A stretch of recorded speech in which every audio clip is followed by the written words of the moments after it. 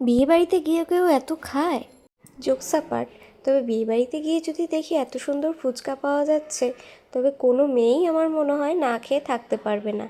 এই ফুচকার একটা বিশেষত্ব হচ্ছে, তোমরা দেখো এখানে মাটির কলসিতে বা হাঁড়িতে করে টক জলটা রাখা আছে, আর এখানে ধনিয়া পুদিনা পাতা ছোলা মটর সব কিছু সেদ্ধ করে রাখা, আর বেতের ঝুড়ির মধ্যে ফুচকাগুলো রাখা অনেকটা বিহারি স্টাইলে।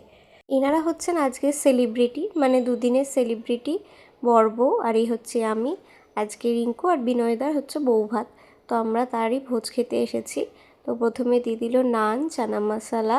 তো খেয়ে দেখা যাক কেমন হয়েছে চানা মশলাটা।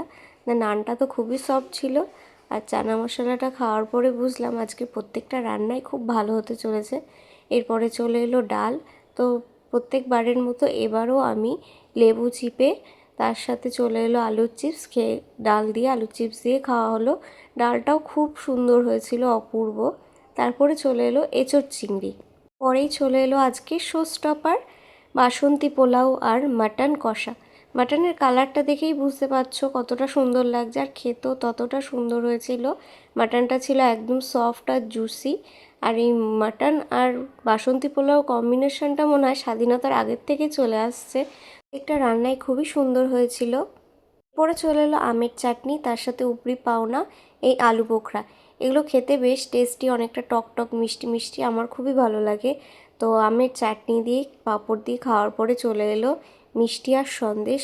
আইসক্রিমটা দেখালাম না, আজকের পর্ব এখানেই শেষ করলাম।